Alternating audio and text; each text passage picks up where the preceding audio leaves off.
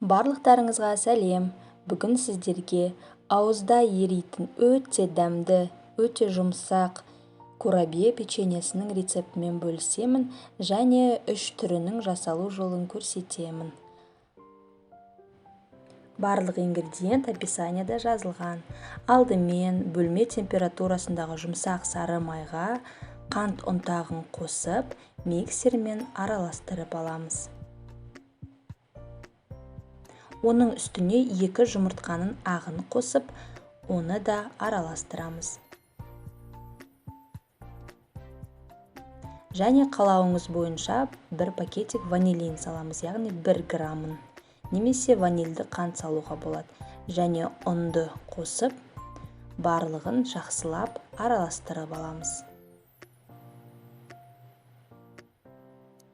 Бізде осындай өте жұмсақ тестамыз дайын болды. Мен печеньені осындай 2 түрлі насаткамен жасаймын. Сіз өзіңіздің қалауыңыз бойынша жасасаңыз болады. Осындай арнайы кондитерлік қапшыққа насатканы салып, ыңғайлы болу үшін осындай бір ыдысқа кигізіп қоямыз. Және тестамыздың жартысын саламыз.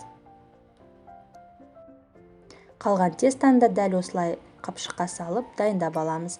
Енді пеште пісіретін ыдысымызға пергамент қағазын төсеп, өзіңіз қалауыңыз бойынша қалаған формаңызда осылай печеньеларды орналастырсаңыз болады. Мен осы насаткамен дөңгелек және жолақшалар жасадым, ал екіншісімен дәл осындай гүлге ұқсас қылып орналастырып шықтым. Және бір таза суға қолыңызды батырып, ортасынан ойық жасасаңыз болады. Ол өзіңіздің қалауыңыз бойынша ортасына кез келген начинка салсаңыз болады. Мысалы, макпен әдемілеуге болады.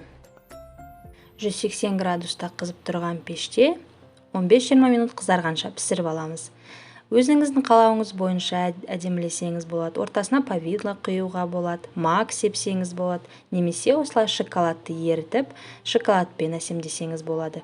Жасалу өте оңай, өте жұп-жұмсақ, тестасы үгітілмелі. Міндетті түрде жасап көріңіздер. Каналға тіркеліп лайк басуды ұмытпаңыздар. Ас болсын!